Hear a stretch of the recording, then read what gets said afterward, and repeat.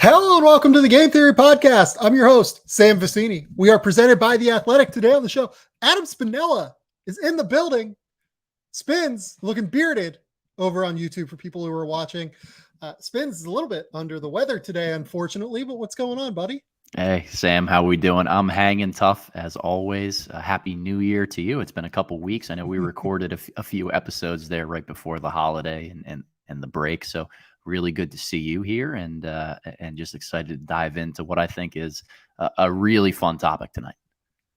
Yeah, so we're going to talk about rookies. I just released rookie rankings over at The Athletic. So we're going to talk about that to start and to finish. That's literally all we're doing today. We will talk about, something in the ballpark of 15 to 17 rookies-ish throughout the point of this conversation. That's really what we're doing today. Draft stuff, I mean, look, I'll be honest with you. I just don't think you guys want to talk about draft stuff right now. It does seem like that little bit of a dead zone that we hit right during Christmas, right at the start of conference season, where everyone's trying to figure out who everyone is. Teams are trying to figure out their rotations a little bit still.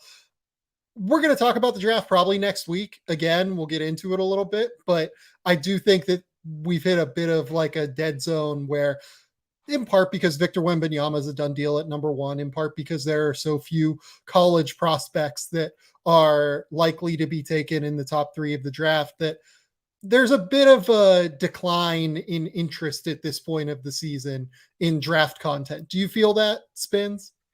Not only do I feel that, Sam, but I have been pleasantly surprised by the current rookie class. And the NBA has been so explosive in a lot of different ways lately with all the scoring outbursts. I know you've done podcasts and kind of discussing where the league is at right now from a star standpoint. But there are so many young guys that are coming in and being effective role players, particularly the rookies that I know you and I started to talk about a lot as we became closer buddies during last year's draft cycle. So I'm thrilled to be able to kind of carry our conversations that we had back in May and June and July with Summer League all the way forward here for you and I, really the first checkpoint in that we've had almost halfway through their rookie season.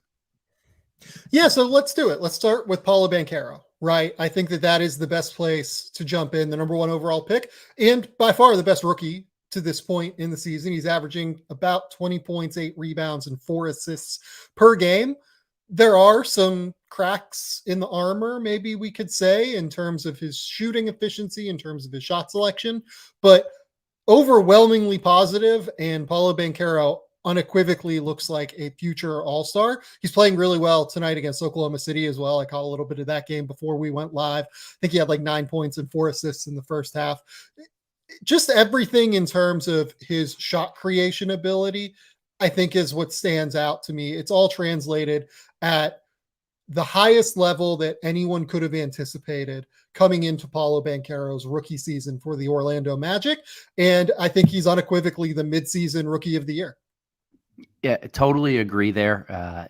He came in just so polished as a scorer, whether it's in isolation, whether it's out of ball screens. His ability to get to the rim as a rookie and physically shove off grown men who are trying to defend him is really, really rare. So I've been super impressed with the way that Banchero has played from a physical standpoint, and I'm also impressed by his playmaking ability. I think we talked a lot last draft cycle about how we both felt he was the best passer of any of those lottery or particularly top 10 prospects and picks.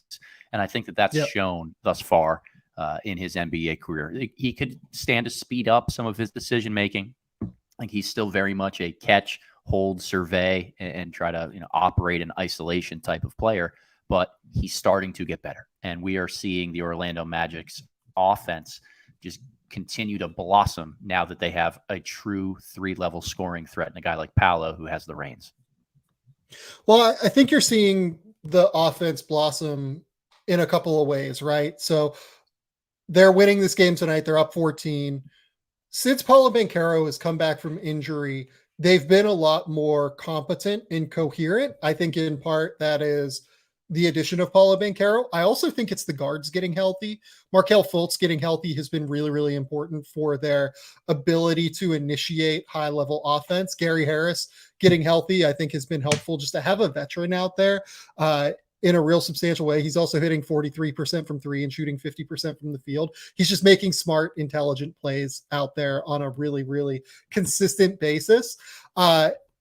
I just like everything I've seen from the Orlando Magic in recent weeks. I know that they, up until this game, had lost 3 straight by about 19 points. Like I think it went 19, 20, 19 in a row. But in their previous 16 games before that, they were 8-8. So I really do think that the signs we're seeing from this Orlando Magic team are very positive, and we should be excited about where they're going moving forward. Not only that, Sam, Jalen Suggs, Jonathan Isaac practicing, maybe close to returns for those guys. Like I'm just excited to know what this Orlando Magic roster looks like when all of the pieces that can be here for a couple of years that they can build around and depend upon are going to be healthy. And I think Fultz being back has helped a ton. But, okay, how do you sort out your backcourt rotation once everybody's healthy? How do you juggle all of the wings when Isaac is an impactful defender and Bol has been the anomaly that he has this year? There's so many fascinating pieces of just young players that can be in Orlando and winning players for a long period of time. I want to see how they gel. But the most important thing for this franchise, they found the alpha, the number one option, the guy who can be their 20, 25 point per game scorer. He's doing that now as a rookie. He's only going to continue to get better. Paolo is far and away the best rookie right now. Yeah, I don't really even think it's close. And, we can jump there to what our concerns are moving forward with Paolo, I think. It really is just like shooting efficiency and shot making. He has not shot the ball well from distance this season. He's shooting 31% from three. It feels like a lot of our concerns that we had with Paolo's jumper still remain, just in terms of it feels just slightly out of rhythm sometimes. And then on top of it, the shot selection can just get a little bit funky as much as anything. He is taking a large portion of his shots as pull-ups and self-created opportunities. So you would expect the shooting numbers just to be a little bit lower. But at the same token, he does need to figure out a way to knock down the easy opportunities that he gets as a shooter. And currently he's not doing that at a high enough clip. Well, and that's where I think having Fultz and Suggs and a couple of other playmakers that are going to be fully healthy can generate some open catch and shoot looks for him in higher volume. I think he's only taken like 1, maybe 2 a game right now. I don't have the stats up in front of me, but I remember looking at it like a week or so ago. The more catch and shoot opportunities that he looks again, other guards who can create easier buckets for everybody else, I think Paolo's going to feast off of that. And it might take a little bit of time for him to acclimate to that type of role and not just having the ball in his hand every single possession. But in the long run, that's an area of growth where both he and the team can really benefit from. Yeah, thus far, he's taken 78 catch and shoot jumpers this season, according to Synergy, and has made them at a 32% clip when about 7/10 of those shots have been classified as unguarded opportunities. So you would like to see him make more of those. I will also note again, like you'd like to see him be a little bit more of a bully at the basket. I think that you look at his numbers at the rim. He's a bully on like the ground when he's in the run of play and is like moving guys by getting them to the rim. But I think he has struggled to actually finish at the rim a little bit. You look at his numbers there, despite him being 6'10", 6'11", so strong, so powerful. He is only shooting 56.6% there. These are all things that as he gets older, as he gets more experience, as he continues to add little tricks, as he continues to just improve your jumper in the way that you do from the time you go from 20 years old to 25 years old, all of this stuff is going to work itself out, and Paolo is going to be an absolute stud. But these are the small things, I think, that stop him from being an all-star this year, as opposed to just a really, really good player who's unequivocally the rookie of the year and is very clearly the building block and the franchise player for the Orlando Magic. No doubt about it. And, I always say that there is a correlation between rim attempts and rim efficiency. and how well your team kind of shoots in theory. That is the Orlando Magic maybe add another floor spacer or two. That's going to open up more room at the paint for a guy like Banchero to really attack and take advantage of some of those strength mismatches that he has. And the other part of this is that he is getting to the rim a ton. He's taking 7 attempts at the rim per game. The other thing is he's drawing fouls at such a prodigious clip for a rookie. Rookies don't average over 7 free throws a game. That just doesn't happen. They don't get the calls typically. And typically they're not strong enough to just bully their way to the rim in the way that Paolo has been able to this season. So everything about Paolo, I think, is fixable on offense. The defense, like, he's going to have to figure something out because the defense has not been very good, but those are problems for the future. I'm not concerned about rookies that don't defend while also being excited about the rookies that do defend. That tends to be where I fall on rookie defense for the most part. Yeah, celebrate a rookie who's averaging 20 a game because you found the focal point of your offense, and trust that he's going to grow into the defensive stuff later. Right. Even if Paolo is not going to be a plus defender or anything, I do think he can get to average at some point. He's really, really smart. He has good footwork, even if he's like not the fleetest of foot guy. Again, I'm just not worried about Paolo long term. A guy that some people were worried about early in his career is the number 3 overall pick, Jabari Smith. Jabari Smith's first, I believe, 17 games, he shot 38% from the field and like 31% from 3 or something like that. It was a disaster level in terms of numbers. And for a guy whose efficiency and whose effectiveness on the court is so predicated upon his jump shot, it was very concerning to see that Jabari Smith was struggling in the way that he was. Now, you can point to the fact that, sometimes guys like Kevin Porter miss him on open opportunities. And sometimes, Jalen Green is driving to the rim and trying to draw a foul as opposed to hitting an open Jabari Smith in the corner or something like that.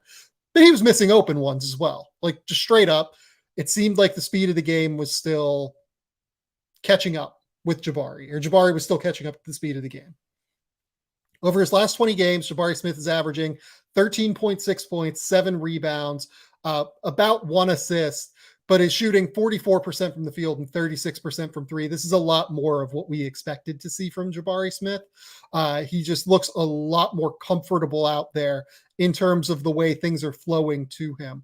What have you seen over the last 20 or so games of Jabari Smith that points to the level of excitement that I think Houston fans now absolutely should have? I know that the beginning was a little bit rocky, but there was no reason to jump ship, as I wrote about in the initial rookie rankings back around Thanksgiving. He is just going to take some time to adjust. He's one of the younger guys in the league. What have been your early impressions of Jabari Smith? So I think you hit on a lot of great points there. And the last 20 games in particular have been really solid and strong from him. Confidence is a huge part of this process, Sam. And Jabari Smith, when he played at Auburn, was able to attack in transition, not necessarily attack the basket, but he ran to the 3-point line and was rewarded for doing so. Got a bunch of open looks there and kind of that semi-transition offense. He struggled, as you noted at the top, and a lot of us have seen, to get timely looks from some of the guards that he was playing with. Didn't feel like he was getting created for in rhythm, was missed on pick and pop opportunities, guards defaulting to driving instead of making the simple kick out passes. And that had an effect on the rhythm and the quality of shots that he was getting. The thing with Jabari Smith, he's not a self-creator. He's going to be very reliant on those that are around him and the scheme that he plays in to help get him open shots.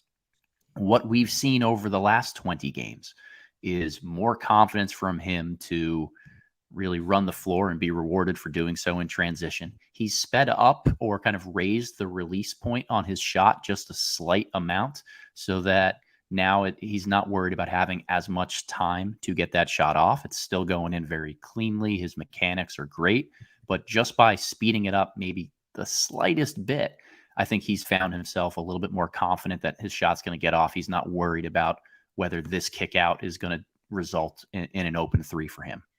The other thing with Jabari is he's been very simple when attacking the basket. He's not trying to rush his finishes off of 1 foot. And I think that just seeing a couple shots go in when you attack a little bit more, when you're inside the 2-point line, brings that confidence to know that the next three that you take is going to go in. So he's been much more simple, playing off of 2 feet in the lane, using some pump fakes and lean in moves. That translates to just getting his confidence up. So he's drilling those threes a little bit more. And that, that matters a lot for a guy who's not going to have a ton of self-creation. I'm really glad you brought up the idea of him speeding up his shot a little bit. Jabari is a guy that has always like really taken that like exaggerated 1-2 into his shot. And it does feel like he's sped up that load, just that extra split second. This is stuff that like more than anything, he's going to have to work on in the off season to get the most out of what he is capable of. But just speeding it up that extra little bit, I think has helped quite a bit.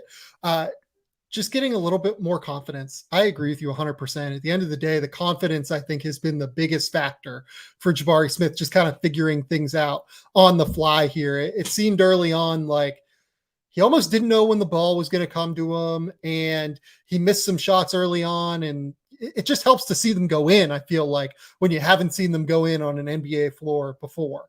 And he is a player that I think started pressing a little bit. He's a guy that, like, for the most part is like very happy to play within the flow of the offense, right? Like, it drove people nuts watching Auburn last year when Katie Johnson and Wendell Green would have Katie Johnson and Wendell Green games and just like take over when they have Jabari Smith on the court. But part of that is that Jabari, in a lot of respects, prefers to have things come to him a little bit more as opposed to having to go out and create. And part of that is his own limitation as a ball handler at this point. And for him to reach his ceiling, he's going to have to improve as a ball handler. But I think that more than anything, seeing the ball go in a little bit has just given him that extra confidence that he really needed. The thing that he hasn't needed extra confidence with is the defensive side of the court. I think he's been terrific for a rookie from the jump. Yeah. I wouldn't say he's quite in the class of like Walker Kessler and Dyson Daniels in terms of how good those guys have been, where they've just stepped in and been plus defenders from day one by NBA standards. But I do think Jabari is like an above average defender who his awareness off the ball and his ability to help and kind of fly around has really been beneficial in what has been a very messy Houston Rockets defensive structure to this point. If you are a rookie and you can just play with energy and play hard every single time on the defensive end of the floor and have some semblance of length or athleticism, you're going to be able to play through some mistakes. And particularly in Houston, on a team that's as young as they are and invested a lot in getting Jabari there. But he's been very, very solid on that end of the floor, Sam. And I think that was predictable from watching his college tape, but it still doesn't get talked about enough because his numbers have fluctuated up and down throughout the season on an offensive side, that it makes it really hard to focus on it and be consistently proud of how solid he's been on defense. Yeah, I mean, the only reason I ranked him in the last rookie rankings in Thanksgiving was purely because of the defense, because he was actually genuinely good on that end. I mean, he was one of the more harmful offensive players just because his shot was not falling throughout the first quarter of the season. Now that the shot is falling, he is an effective offensive player that teams really have to close out on hard and manage. And then on top of it, he's bringing the defense. I think Jabari has been a really, really good player. He's probably been one of the 5 best rookies over the course of the last 20 games of the season or so. And for a guy that is still 19 years old and is one of the youngest rookies in the league and is very clearly, I don't want to say a bit more of a project, but is still working through the playmaking and passing reads and working through his handle a little bit, it's a really good sign that he's been able to have the kind of plus impact that he has over the course of the last little while. Now, let's just transition here to Tari Eason and kind of knock out the 2 Rockets guys that we want to talk about here. Ty Washington, I think, has actually been really good in the minutes he's played, but we just need to see more of the minutes from Ty at the end of the day. But Tari Eason has also been very effective. And I think it goes to your point that you just said about if you're athletic and you're willing to play hard, you can come out and make an impact on defense and in transition in the NBA. Now, I think Tari has some concerns that we're going to talk about in a minute, and I'll be the bad guy and kind of talk about those. But I'll let you be the cheerleader here for Tari Eason, because I think that on the whole, we've seen a lot more positives than negatives from Tari, just in terms of his ability to drive transition play and play aggressive attacking defense. So we talk here at BL, where I coach, with our coaching staff a lot about things you can teach and things you can't. And sometimes you just need to have a lot of players that have a natural feel for things that you can't slow down and teach them every instinctual part of the game. Tari Eason has a knack for just getting to the basketball, whether it's on the defensive end of the floor, whether it's particularly on the glass. And because of his motor and how tapped in he is to playing hard all the time, and because of how long-armed and athletic, he's got huge, strong hands, he's just able to make plays happen. And if you're a rookie at that Swiss Army knife kind of wing position, you've got to shoot. You've got to find ways as you mature to make an impact in the half court offensively. That isn't just offensive glass and kind of downhill attacks that are catered to you. But man, he's getting a lot of mileage right now out of just playing as hard as he can and being really aggressive. I'm sorry, I'm looking at the box score for the Bucks Raptors game. It says it's 15-12 in the second quarter. Whoa. What? What happened here? No. Refresh the page. No that's not right. Yeah, refresh the page. It says the Raptors are 2 for 25 and the Bucks are 6 for 26. 2 for 25? What happened here? With Tari, to get to Tari Eason, the things that Tari's going to have to work on, I think, are the finishing package almost more than anything. I know Tari's shooting like 36% from three. It's because like 80% of his shots are wide open. Like teams just do not guard him out there, and he's still not taking them at volume. So he needs to work on the shot as well. But I think more than anything, he needs to work on the finishing package. He leaves a lot of points on the table, just like kind of smoking layups at this point.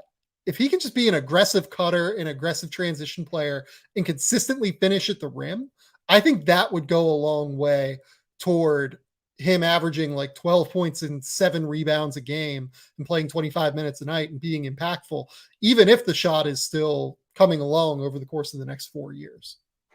I really like the Eason and Jabari pairing, though, Sam. That's something that's been real positive for me for Houston, is all of the different theoretical, offensive sets or actions and concepts that you fill by having both of those guys as your wings or forwards out there is really fascinating and important. I'd like to see Houston just get consistency with some of their lineups. And that's, chemistry is a huge part of this process.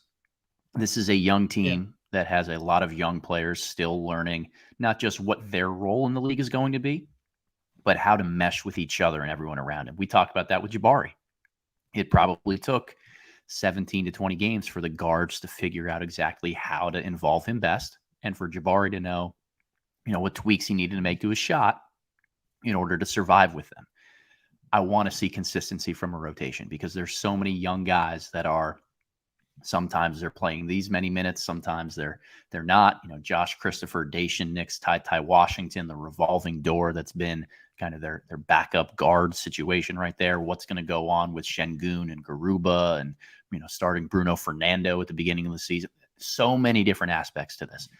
I want to see consistency from them from a rotation standpoint for the rest of the year so that we can get a little bit more of an idea of how all of the pieces are going to blend together. Well, and it gets complicated in terms of roster construction and lineup construction for them too, because like you have Tari Eason and KJ Martin, both of whom are a bit duplicative. Jayshawn Tate is duplicative with both of them, even though he's missed a majority of the season so far. I think he's played like 4 games or something like that. Then you have Alperen Şengün, who really can't shoot yet. And then you have Kevin Porter, who teams just kind of go under everything on him because they don't really care if he shoots from distance. And it just ends up so clogged every single time that the Rockets players drive into the paint. So as much as anything, like I think they need a shakeup trade with some of these young guys, like trying to move like young guys for different young, I don't know. It's complicated. They're a weird team to try and figure out right now. Yeah. But they have Jabari Smith. He looks like a winner. They have Tari Eason. He looks like he could be a good complement for Jabari Smith, depending on the center that's in the front court. Right. Because I actually don't love like playing Şengün with Tari Eason all the time. So they need to figure out roster constructions and creative solutions here from a front office perspective that I think will work for them long term. Let's take a quick commercial break, and then we will get into some of these other exciting rookies that we want to talk about.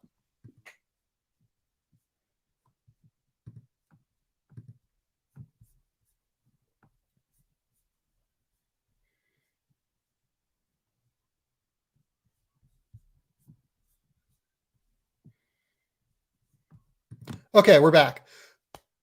Do you want to go with the guy that I think has been the most impactful rookie outside of the top guys so far, or do you want to go in order of terms of where they were picked? Now let's go with the top guys, the top performers, because I want to talk about good basketball tonight, Sam. Well, that gives us the Indiana Pacers, who, baby. For anyone who's watched the Pacers recently, they play fun basketball. I love watching the Pacers. I wrote this in the column I wrote today, but they're second in the NBA in passing. And you can look at guys like Andrew Nembhard that we'll talk about, TJ McConnell, Tyrese Halliburton. They really embody the selflessness that you really love to see in terms of ball movement and getting everyone involved. It's just an exciting brand of basketball to watch every single time that you watch the Pacers. The guy who kind of stops that a lot of the time is Ben Mathurin, not in a bad way necessarily, because I think that they tell him to come in and go get some offense a little bit. But Ben Mathurin is the guy that comes in and changes the tempo a little bit with his athleticism, with his aggressiveness out in transition. Hopefully with his shooting. He hasn't shot it well over the course of the last 20 games or so, but it's been really exciting to watch the Pacers young guys try and bring it together in a really impactful way. What have been your impressions of the Indiana Pacers young guys, particularly Ben Mathurin and Andrew Nembhard, who are currently ranked 2nd and 8th, respectively, in my rookie rankings on theathletic.com? The Pacers are getting a lot of mileage out of what I call simple basketball, which is have a high IQ creator, spread the floor around him with a ton of shooters, and have a couple different bigs that you can get in there for, different needs on the offensive end, but have solid defensive chops to clean things up. And, does Mathurin need to shoot the ball a little bit better as he started to slump a little bit more? Yeah, he has.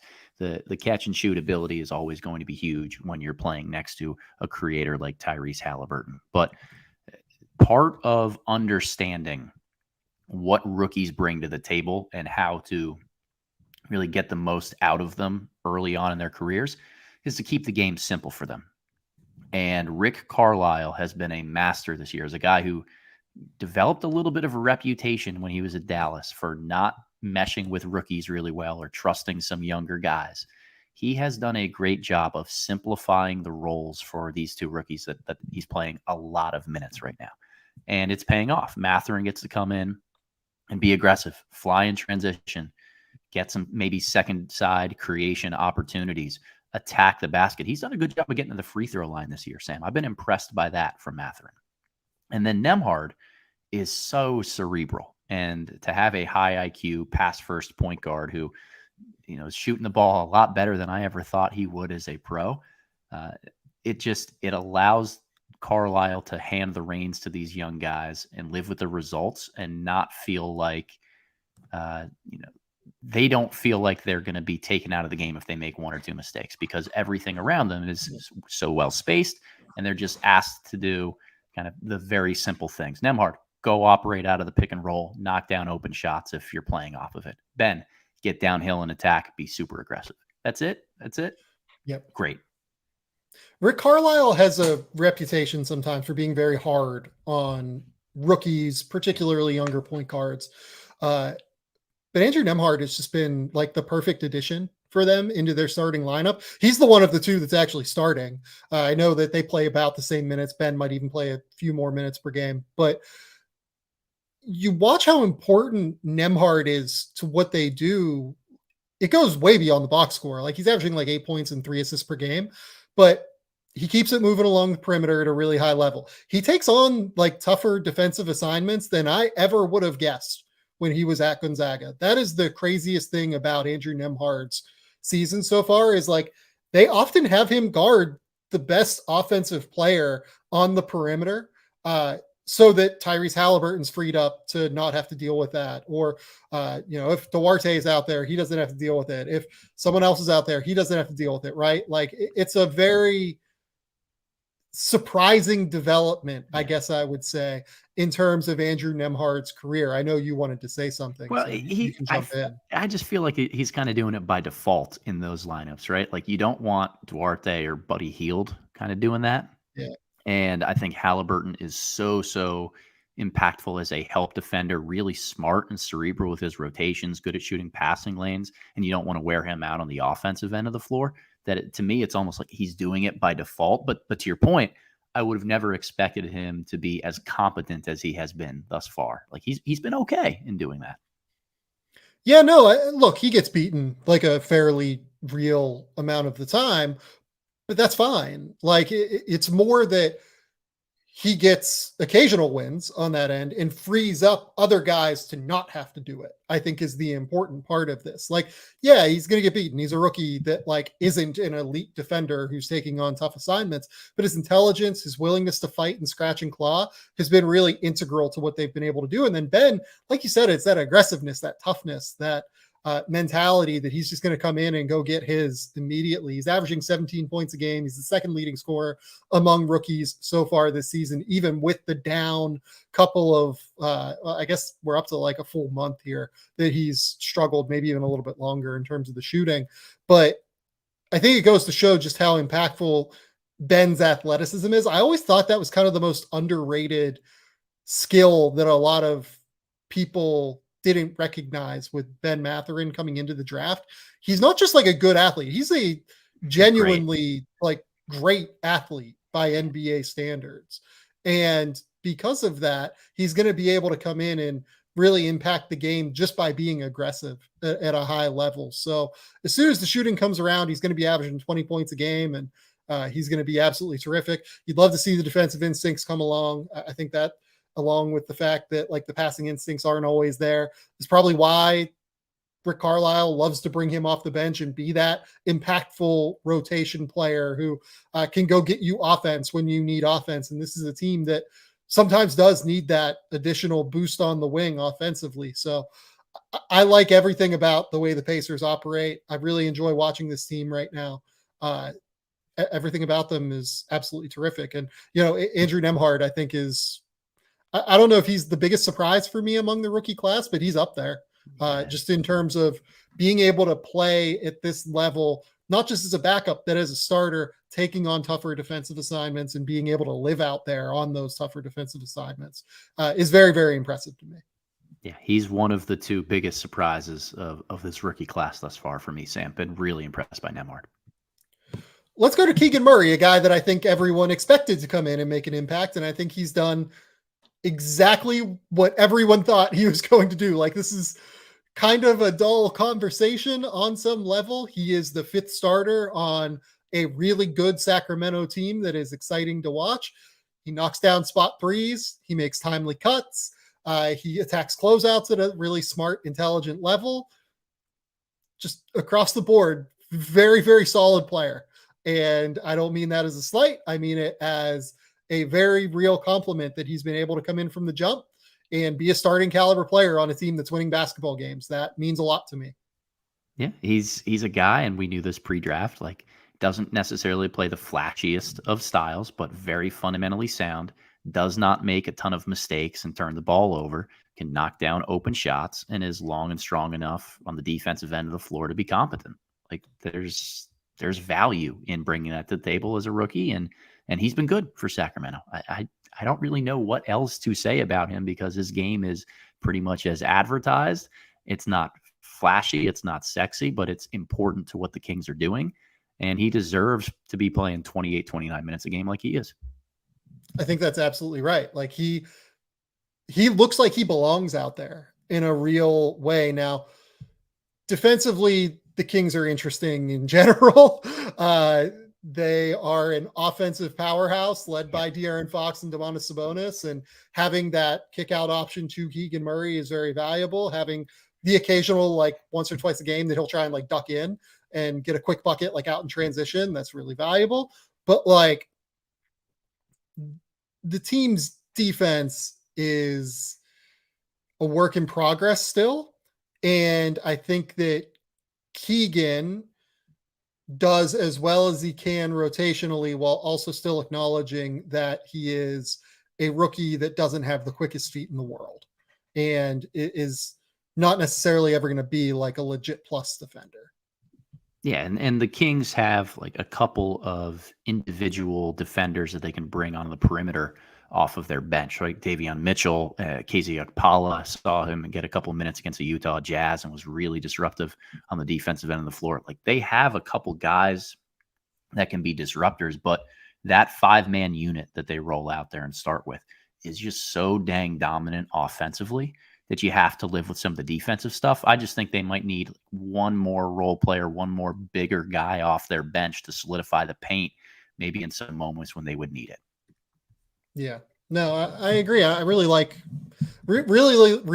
what I've seen from Keegan Murray at this point this season. He is solid, steady, everything we expected when they took him at 4th overall, and he would be on my first team all rookie team right now. The other guy that would be on my first team all rookie team is one that I think we disagree on in terms of how effective he has been. I really like AJ Griffin and think he's been awesome this year. You sent me a top 15 rookies that you would have. You had him at like 11 or 12, if I remember correctly. He's at 9 on the list. 9 on the list. Yeah. Yep. I think that I overestimated where you had him in my mind. So I was like, wait, what now? What's happening? AJ Griffin, since he stepped into being like a part-time starter for the Atlanta Hawks, I think has been super, super impactful just with timely shooting. This is a team that desperately needs someone who can come out there and be a sniper from 3, right? Like we knew that AJ Griffin would knock down shots. We felt confident that he would come in and just be an immediate floor spacer. We had questions about everything else, but at the very least, he has come in and done that.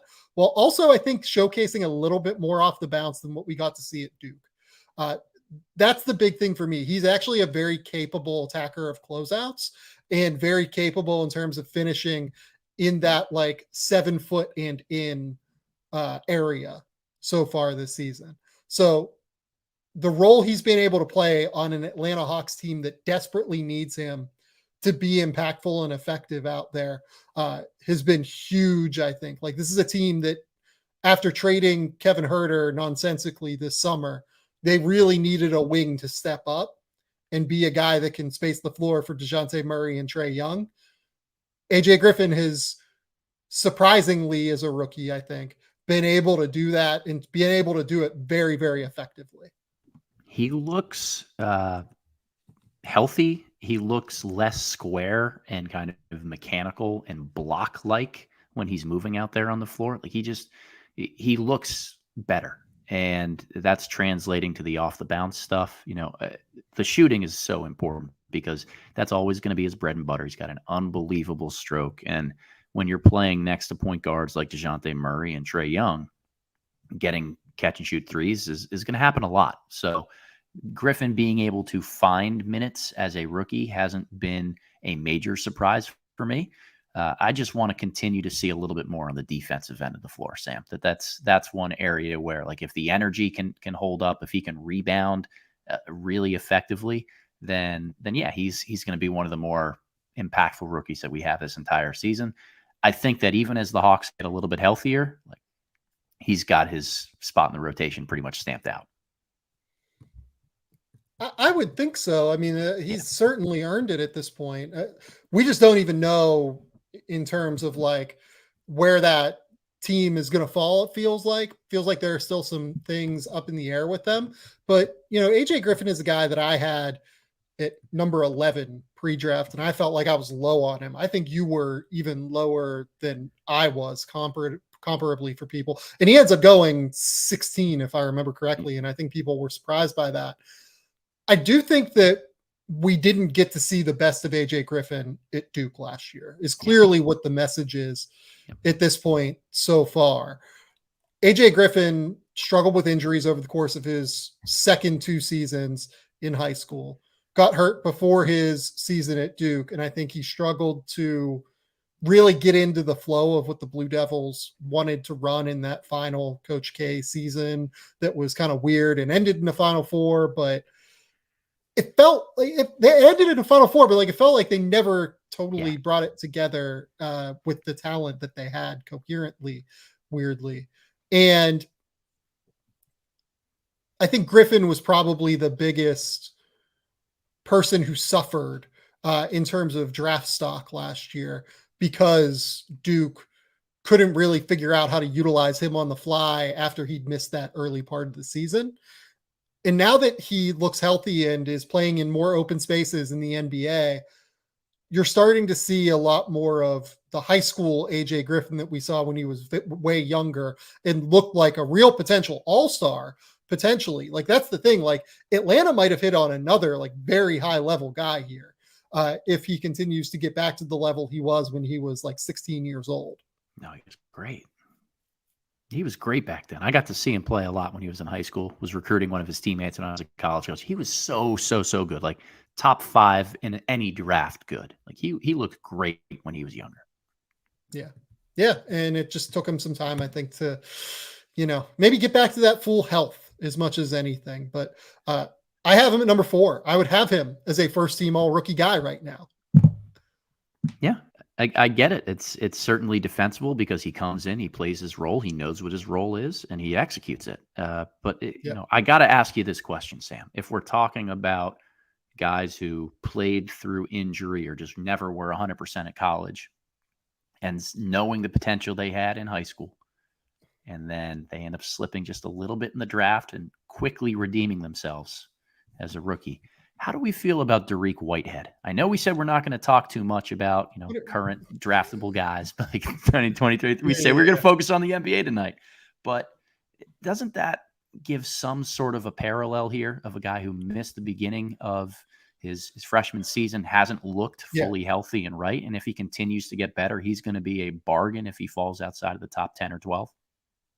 I think that that's right for the most part. I will say that I liked AJ's tape when he was like 16 and like playing for Team USA and, playing for Stepanak and like everything like that. Right. Like I liked that tape more than anything of Dariq Whitehead's that I've seen. This isn't like a slight on Dariq Whitehead. We just said that like AJ Griffin looked like a top 5 guy in any draft back then. And that's absolutely accurate. I think in Dariq's case, I've always thought that he was like a slightly overrated athlete. And because of that, I worry a little bit about the way that translates to the next level. But he's certainly a guy where teams are going to have to dive way back into the high school tape and figure out, okay, is this just first year coach at Duke? He missed the first part of the season due to injury. How do we try and contextualize everything we've seen from Dariq Whitehead? The Duke tape, like that we've seen already, is almost like we're throwing out with Dariq Whitehead, I think. Right. You almost probably haven't seen anything that is really valuable at this point. Going forward, I think you will see things that are valuable and real insights that are worth exploring. But at this point, I feel like we probably haven't seen anything resembling the real Dariq Whitehead at this point. Yeah.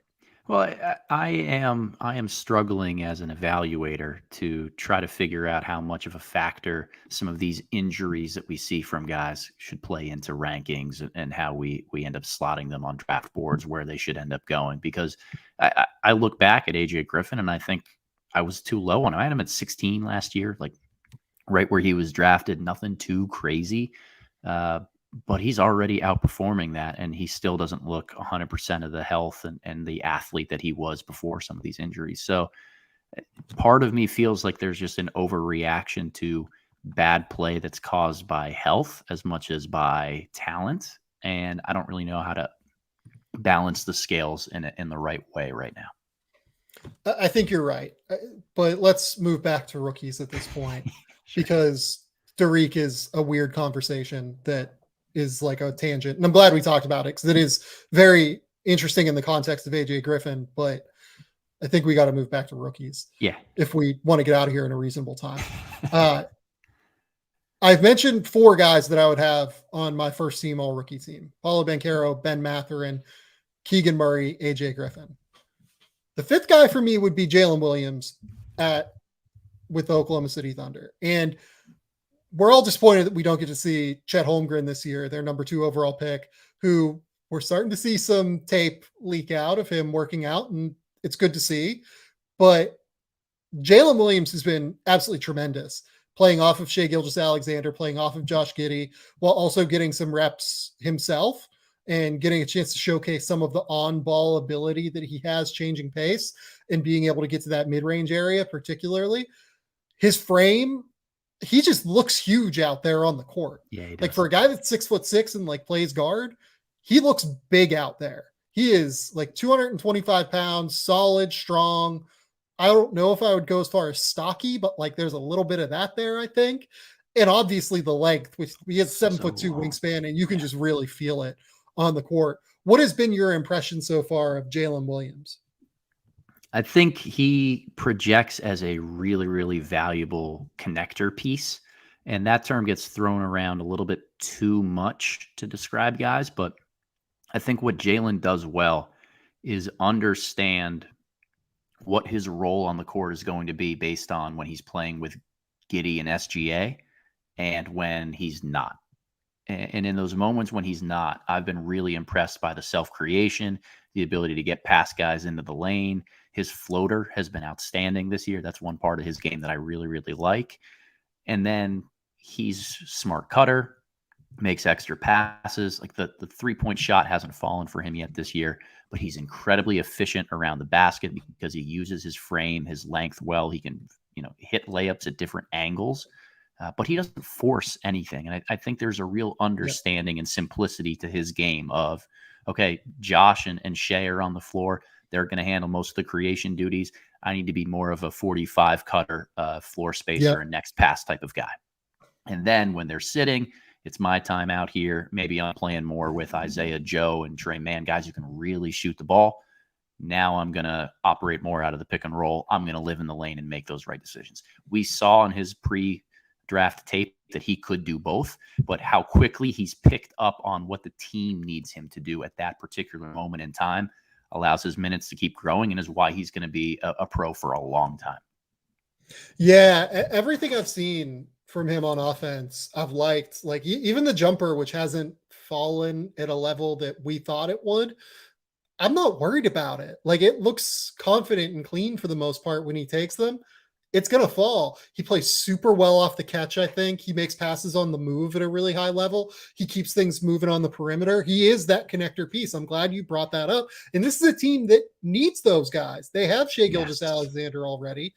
They have Chet Holmgren already. Josh Giddey, we don't know what Josh Giddey is yet. Like, we know he's good, and we know that he's one of the smartest players in the league. But we need to see real growth in terms of the shooting, and we need to see more growth in terms of just his ability to play without the ball in his hands and not get like sagged off of all the time. There are he has elite skills, but he could fall in as that connector piece, or he could be a star. I don't really know yet. He is one of the best passers in the league, though, and that gives him tremendous upside. With Williams, he's just so well-rounded. He can shoot it. He can handle. He can attack closeouts. He can run ball screens. They run actions with him in the dunker spot. They run actions with him as a screener. Like, he does literally everything on the court, and it's just such a valuable chess piece for Mark Daigneault to have. I really, really love everything I've seen from Jalen Williams so far. He is a very, very valuable player. I think the upside of Josh Giddey would make me say that Giddey should be a little bit higher in their prospect hierarchy, but he's not far off. Like, Jalen Williams is not far off of that, kind of classification at all. No, you can play him at the 1, the 2, or the 3.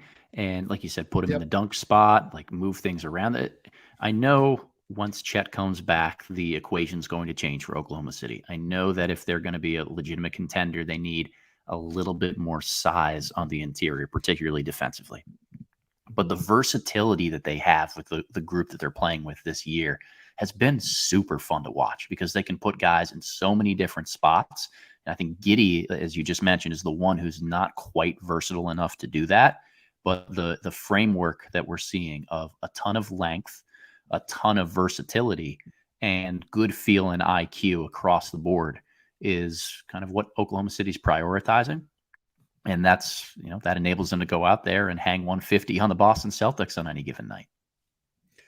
Well, Spins, we just got a sign from the heavens in terms of who we have to talk about next.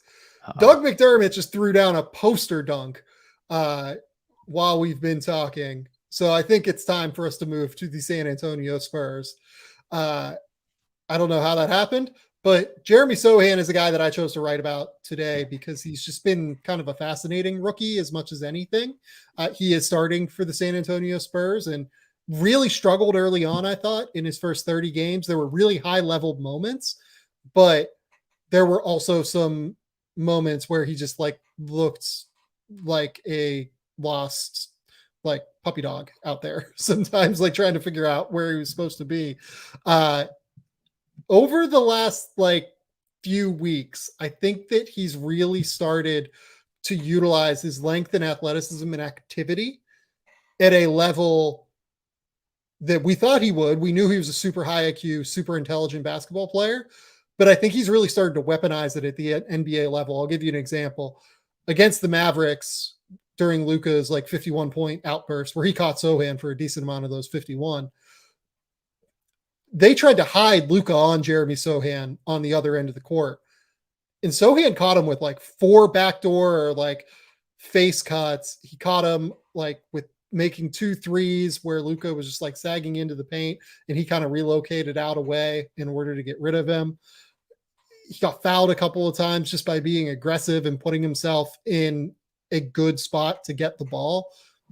It's those things that I really like about Jeremy Sochan that I think show he's going to be impactful by the time he's 22, 23, almost no matter what happens moving forward here with his skill level. But I also think that's the kind of stuff that showcases how high his upside is if the skill level gets to a point where it matches the feel for the game, because he is 6'9". He has super long arms. He's aggressive. He's athletic. He does have that high feel for the game. If he starts to get to the point where he is adding the ability to really truly handle the ball, not just occasionally slash, and really truly knock down shots, not occasionally hit a wide open 3, there's just a lot of upside there, and you can be really, really excited about him. I love Sochan. Love him. I wrote about him recently too, and more so in the context of, what does it take to be a switchable, versatile defensive stopper in today's NBA? Because I think that's the hope with a guy like Sochan, is that he turns into a multi-positional wing front court defender, might be able to switch ball screens and late clock situations onto smaller guys. He has all of the intangibles and characteristics that go into making some role like that work. You mentioned the IQ of when the Mavericks are trying to hide a guy like Luka on him. I noticed that too. And just making all of the little plays that he needs to in order to make sure that the Spurs get the right shot every time down the floor.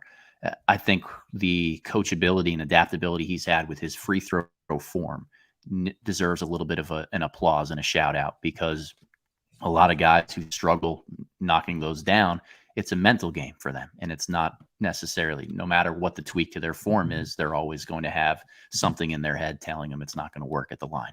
And he's knocked them down and really been receptive to coaching in that regard. I think that Sochan has not just played better because he's getting better and getting more comfortable. I think he's learning how to be aggressive in the type of role that he plays. That when you're more of a defensive guy, and we know he's out there for that, he knows he's out there to really be a physical, strong defender. But he's learning how to pick his spots on the offensive side of the floor. And I think that that's something that only comes with time. I was not expecting it to come this quickly for Sochan. He's, I think, averaging 14 points a game since he dyed his hair green. So let's keep the green for the rest of the season. I've been really, really impressed with him. I think San Antonio has found an awesome, just rugged piece to add to their front court. Yeah, no, I agree with you. Malachi Branham, any thoughts there? He's actually been pretty effective over the course of the last 3 weeks, I would say. He's averaging 9 points. Has been an effective player out of spot ups, it feels like, attacking a closeout and hitting a pull-up shot, making threes. Been effective. He has a lot of work to do, but the fact that he can play on an NBA court right now is valuable, I think, for the San Antonio Spurs, given some of the guys that have been out for them. Yeah, for the last 2 weeks here, he's basically averaging 10 a game on 55, 43, and 86 from the floor and from the line, knocking down shots, making decent decisions out there. I think he's never going to be a stat sheet stuffer across different categories, but if he can be an efficient scorer and look like he belongs athletically on the court, not make any glaring mistakes, he's going to be fine. And glad to see the progress from him. Again, this early in his career, wasn't necessarily expecting that. My hat goes off to the Spurs developmental team for how quickly they're getting these younger guys to grow into different roles. And that's not just these two. That's guys like Devin Vassell, Keldon Johnson, over the last year or two. They fast-track development for a lot of their guys. And I think it's amazing that the youngsters are as competent as they are thus far in their careers.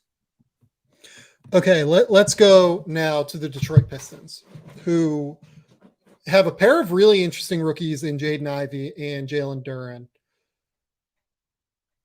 both of whom are putting up numbers, and I don't know how impactful they're actually being. It's very good that they're out there and getting these reps while this team is bad, but they're really kind of out in the wilderness right now. It feels like a lot of the time, because that team just does not run like I hate watching them play. I'm going to be honest. I just hate watching the Pistons at this point. They run these weird, post duck-ins for Saddiq Bey and Bojan Bogdanovic all the time. And it's not a ton of spread pick and roll. And I get that they don't have personnel to really do that all the time, but what can you do? And then defensively, we'll talk about some of this stuff with Jalen Duren, but I think a lot of their guards outside of Killian Hayes really, really struggle with ball screens, and it puts a ton of pressure on Duren. And again, I'll get to Duren in a minute here defensively, but it just doesn't feel all that great in terms of even the process does not feel great to me for Detroit. And I don't know if this is a thing where maybe it's gone a little bit past Dwayne Casey at this point. Maybe it's time for a change there or something, just a shake-up move. But the process does not feel awesome when I watch Detroit as much as anything. So they really miss Cade Cunningham. And not just for his talent, but for how naturally good he is at involving others and just being a high-quality decision maker. The offense is clunky, but the theme of this podcast, in my mind, thus far, has been about keeping the game simple for your young players and allowing them to find consistency. If they know what their role is going to be and they can consistently produce within it, you get a positive usage out of them. And I keep looking at Jaden Ivey and Jalen Duren, and particularly with a guy like Ivey, he'll go out there and he'll score 30 points one night, and then he'll get one in 18 minutes the next. There's, particularly with Cade Cunningham out, a lot of opportunity to play through Ivey on the offensive end of the floor more than the Pistons are really doing, and to change and kind of cater their attack to it. Again, you mentioned the mismatch post-ups and the things that they're doing with Bogdanovic and with Saddiq. I think this is the time to lean into Ivey a little bit more to just see what he's made of. And I'd like the Pistons to do that more over the next few months and the closeout of the season. I don't think Ivey's necessarily earned a super long leash, and there's a fine line to walk between giving a player that responsibility before he's earned it and just wanting to see what he's made of.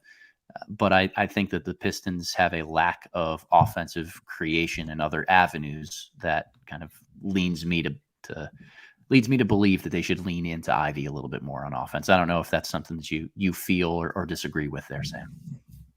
I talked about this a little bit with Jason Timpf on the last podcast, and he's really excited about Jaden Ivey. And he kind of brought up the idea if he likes him, and I agree with him. And it's something that I talked about pre-draft.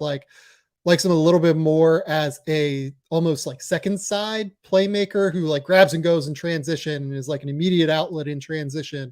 And then like Cade bends the defense and then hits Jaden on the weak side. And then Jaden's like slashing and 45 cutting and just like using his athleticism to get downhill as quickly as possible. I think that's the word with Jaden Ivey. Like finding ways to get Jaden Ivey downhill is how you win.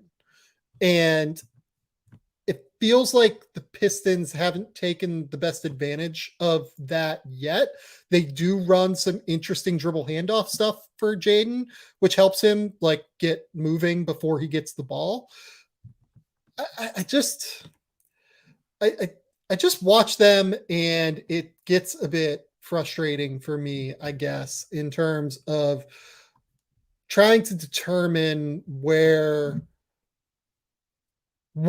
makes sense for them structurally, I guess. Like Cade Cunningham is the centerpiece moving forward for them. And without him, it's kind of hard for me to navigate like how to make the rest of these guys better. Like they do have Killian Hayes, and Killian Hayes can do like a reasonable facsimile of Cade sometimes, but it's not consistent enough because he's not enough of a scoring threat for defenses to take seriously.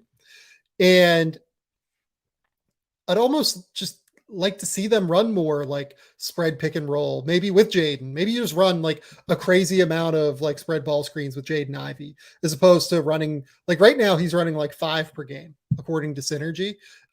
Maybe just run like a shit ton of them, right? Like just go nuts and see if you can create real chemistry with him and Jalen Duren. Because the other thing with, moving to Jalen Duren now, I feel like they haven't really taken advantage of him as like a pick and roll downhill lob threat enough yet. Yep. I feel like he can do that, and I feel like he has done it in moments this year, but we haven't seen enough of it yet. A lot of his offense comes dunker spot, lobs that way, or grabbing offensive rebounds, like the Andre Drummond thing, which I referenced in the story I wrote today. Like, it's a lot of Andre Drummond vibes when I watch Jalen Duren, and that's okay. He's 18 years old, 19 years old still, and is, I think, the youngest player in the NBA and is still figuring out what he needs to do to be effective on the court. But like, get him more involved in like heavy ball screens and get him downhill. Have him rim run as hard as he can toward the basket. Try and reward him as much as you can, right? I don't know. It feels like the process is off to me. And then like defensively, I don't think Jaden's been very good defensively at this point, just kind of straight up. I think he's really struggled to get around ball screens. And then on the other side, Jalen Duren, they put a lot of pressure on Jalen Duren because the guards do struggle to get over screens. But like even Duren is like not that active. It feels like he just kind of sits back. A lot of the time he has like his hands down a little bit. It feels like he's not taking up as much space as what he's capable of. Like Jalen Duren's almost 6'11" with a 7'5" wingspan, physically enormous, huge hands. Like he could really, really make an impact in these plays. He moves well enough to make an impact in these plays. And oftentimes it just feels like there's not quite enough activity there defensively. And I think he's willing to do it. Like we saw him play pretty high level defense out of ball screens at Memphis. Maybe he's like a little bit tentative right now in terms of like what he can do to not get beat. But then like there was a game against the Magic recently where like he just got like completely turned around by Markelle Fultz, who just like kind of split a side ball screen, and Duren like turned his hips and like turned back and like he was like, wait, where did he go? It's interesting trying to navigate all of this when I think the process is a little bit off, and trying to contextualize that when discussing these Pistons rookies as they navigate their first season where they've been productive, but like how much, none of it's translating to winning. How much of it you put on them versus the process? I don't know. Yeah, it's a fascinating question. I don't have a good answer for you, particularly on defense. Like if anything, all of the focus on a young big like Duren should be on his positioning, his activity, just how sound and locked in he is on the defensive end of the floor, because that's traditionally speaking what's so important for big men to bring to the table. When we talked about Indiana and Oklahoma City, I think feel is something that was evident in a lot of the young players that they've drafted or acquired. Yeah. And I don't think that there are enough high field players on this Pistons roster, particularly when Cade Cunningham is out for the year. And it translates to a lack of those connector pieces, guys who can just steady the ship, involve somebody. Like, how good would Detroit be if they had Nembhard? If they had just a smart, cerebral, like connector guard who has decent size, can operate out of the pick and roll, maybe throw some more of those lobs to Duren, simplify things a little bit more for Jaden Ivey. Like, they don't have that veteran or that feel in the backcourt right now. And I think that that's what we're seeing, kind of a free-for-all on the offensive end, where some possessions it's Ivy coming off handoff. Sometimes it's Killian Hayes trying to do too much. Other times it's Bogdanovich and Bay ducking in, and just everyone's searching for offense to come from somewhere, that there's no one guy who can take the ball, slow things down, steady it, and organize it. I am worried. I'm just last thing there on Jaden Ivey. I am worried about the defense. Like you had mentioned, I think it's as much effort as it is technique and anything else. And that's kind of concerning to me right out of the gates. Yeah.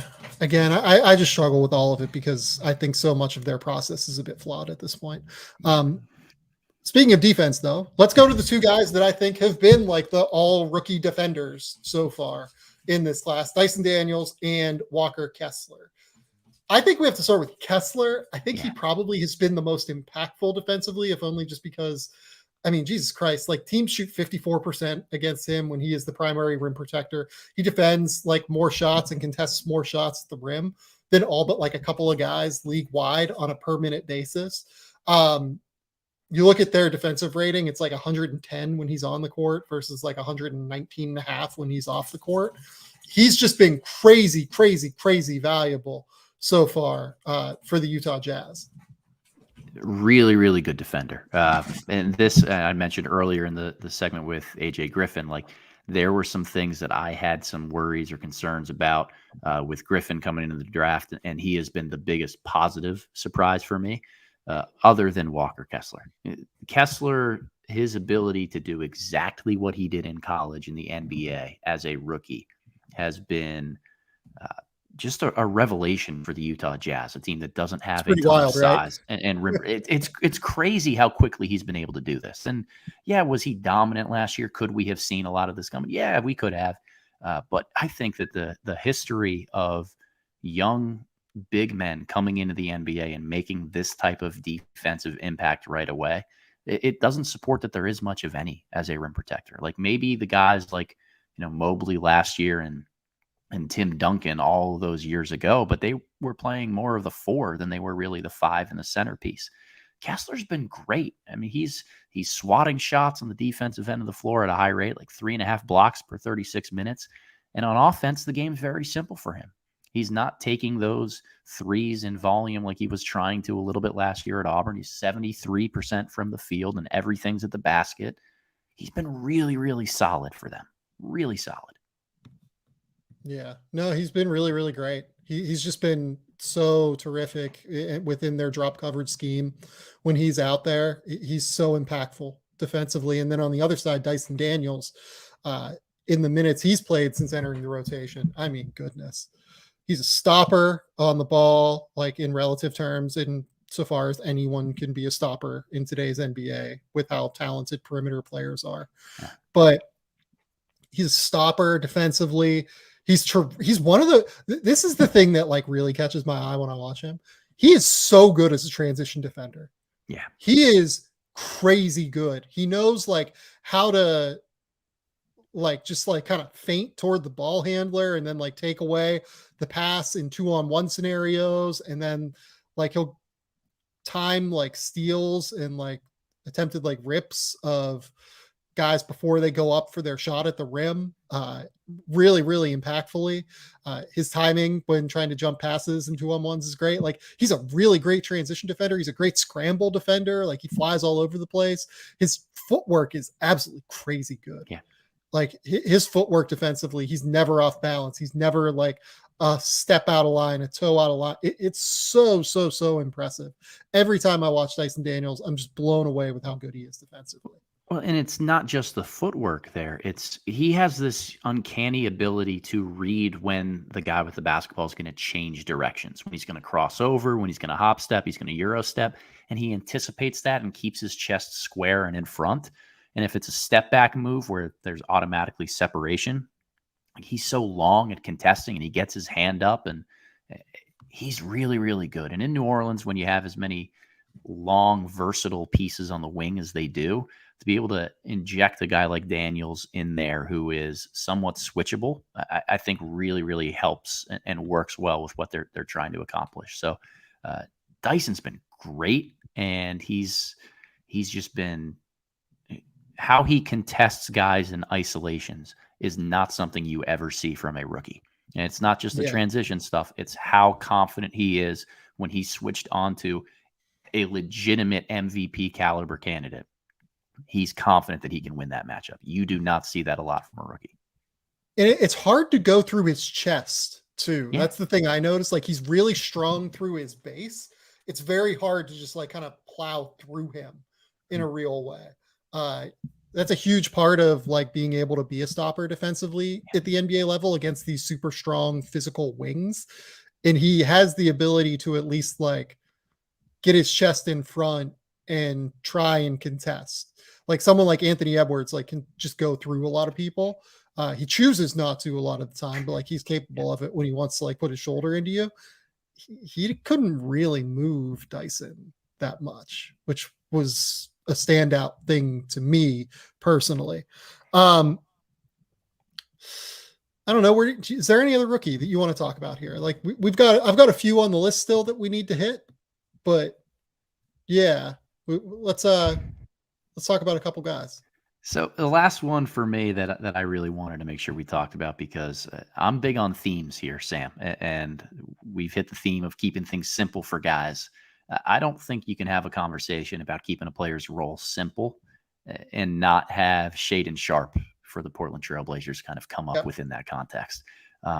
What a freak athlete, like even more explosive and dynamic than I thought he was going to be. And that was one of the major reasons I gave him a top 5 listing in this year's draft class, because I knew he was going to be a great athlete. He's blown me away with just how impactful he is in that regard. But he's been taught really quickly how to use that athleticism on the offensive end of the floor in an off-ball role, with 45 cuts, with attacking the offensive glass, with understanding and reading when they're going to run some back screens for him. Like the ability to just be productive, even though you're not going to have the ball in your hands, is rare for a lot of young guys, because they're so used to, at lower levels, being ball dominant, being the guy, because they're that much more talented and athletic than everybody else. And, you know, Shaden skipped an important part of the natural development that takes place from guys from high school to college, then to the NBA, of learning how to share, learning how to play without the ball in your hands. That's something that happens a lot for star players as they transition into college, and it softens the blow for them that they're going to have to go through when they're playing in the NBA with, you know, the greatest and most talented players in the world.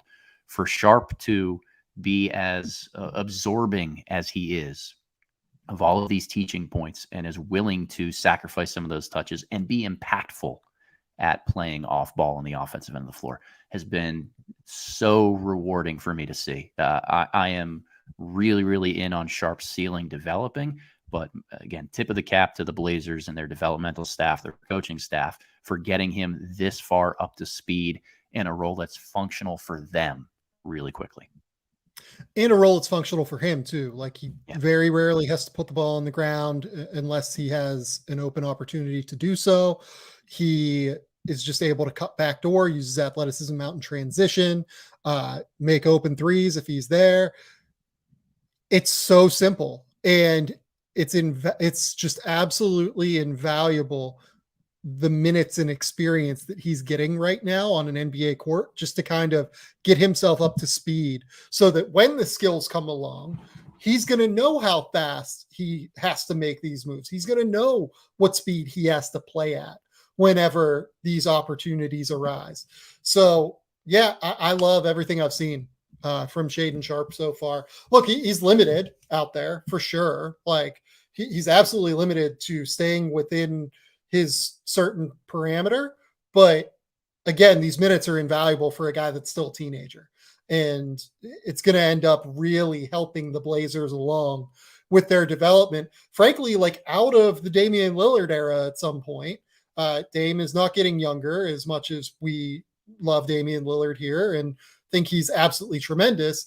Eventually that era is going to end. And I think Shaedon Sharpe and Anthony Simons are the two guys that will hopefully be the bridge out of that era into a new era for the Portland Trail Blazers.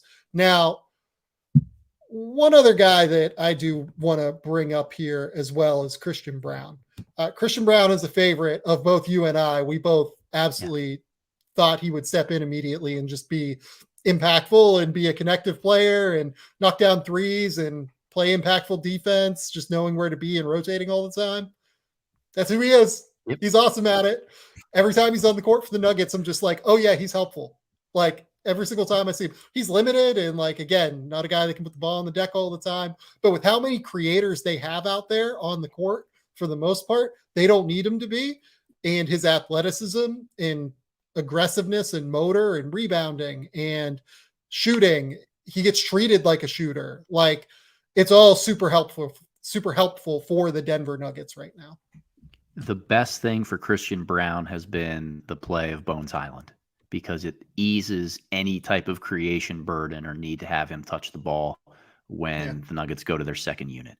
And Bones being a confident and quality offensive piece and scorer just opens up the ability for Braun to come in there and be a little bit of that MFer on the defensive end of the floor, like get into guys, try to be active, not make a ton of mistakes on the offensive end. Like his game, again, simple, but he's really good at it. And I love Christian Braun for the competitor that he is.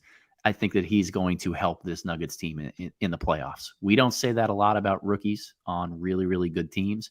I think that there is a role for him to come in and just be a scrappy, tough dude that probably makes a timely shot, finds a backdoor layup because Jokic can, find everybody who's ever open near the basket. He's a really good piece for this team. We're through 32 minutes of play in this Milwaukee-Toronto game, and it is 53-50. That is a college basketball game. Oh, no. Like, I would bet that NC State had more points than both of them through 32 minutes tonight. Well, NC State finished with 84 and beat the Blue Devils by 24, which is absurd. But yeah, that's not good from the Bucks and Raptors.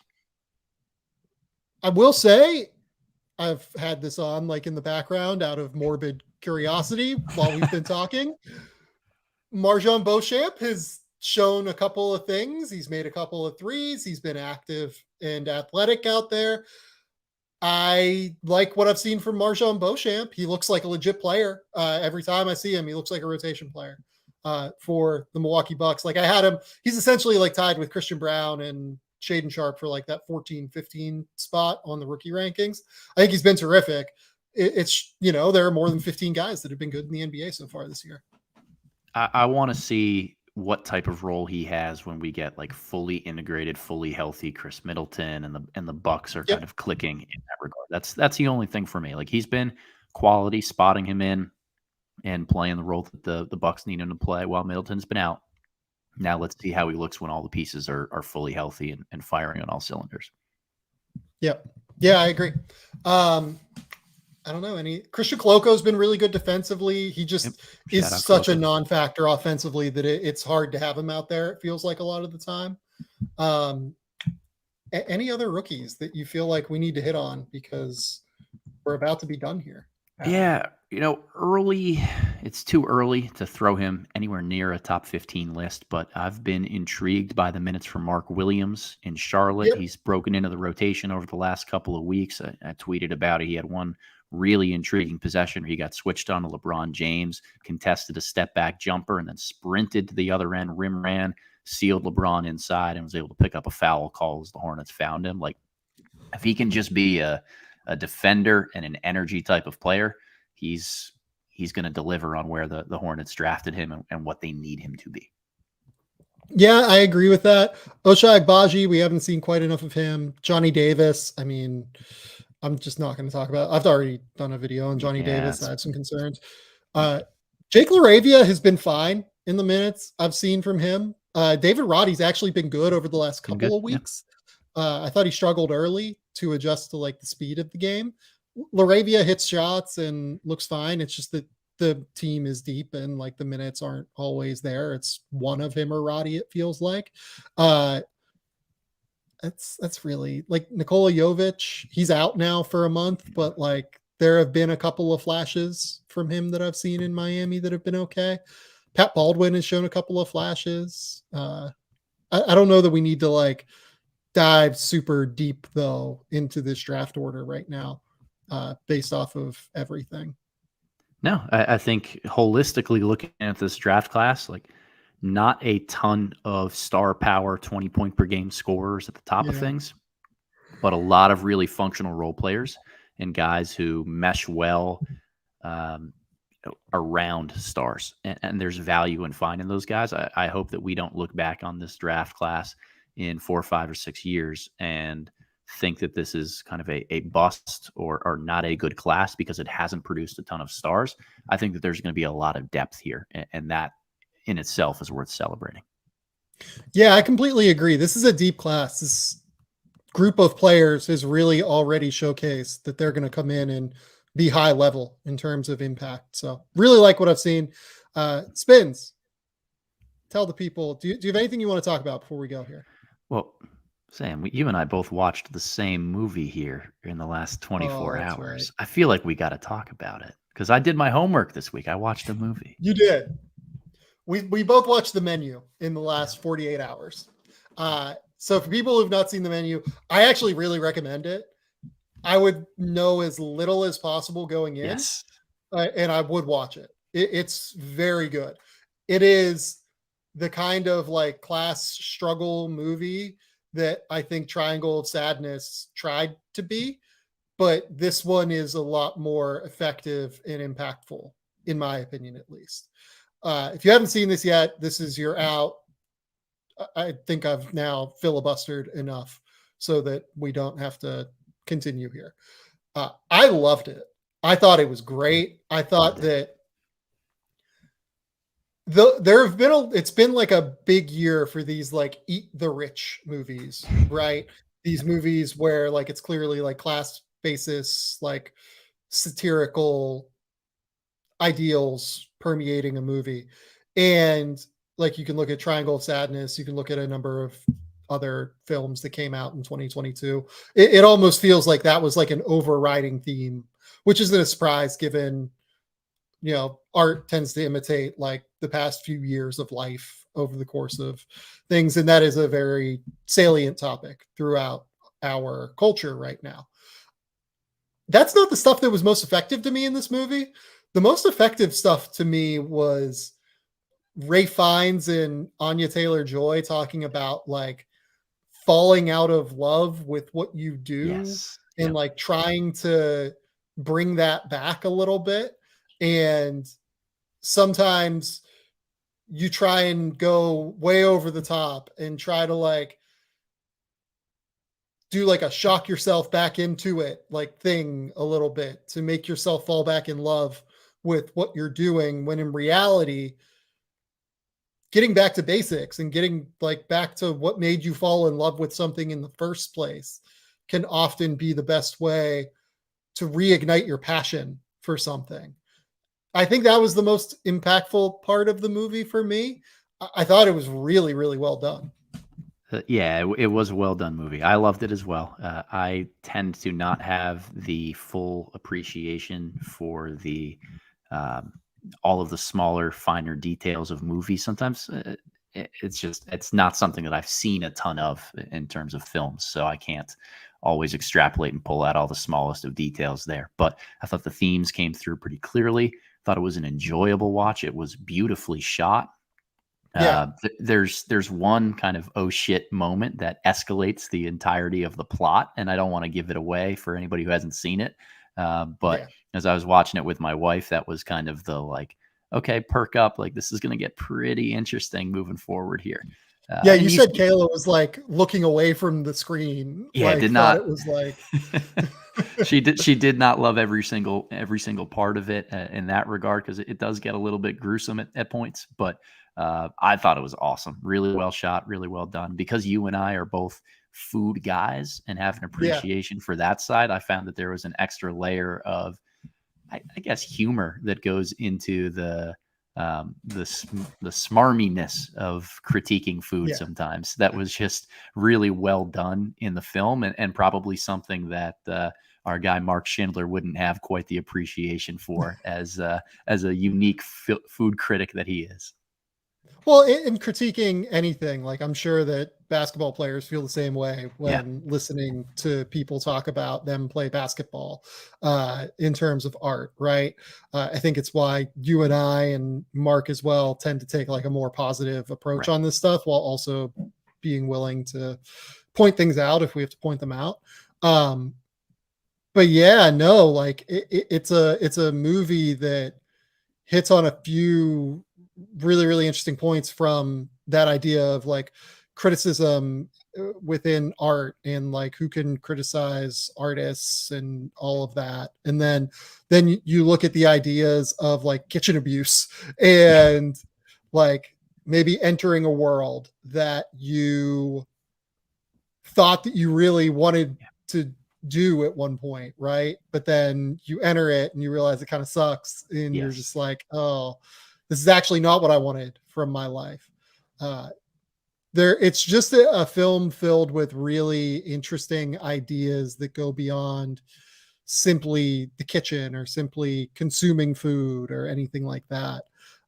I would absolutely go see this movie. I would recommend it almost like wholeheartedly. Yeah, I loved it. I think it's got many different layers to it, many different layers to it, and I guess that's a food pun by design, from those who set up the movie. It kind of revolves around multiple courses of meals.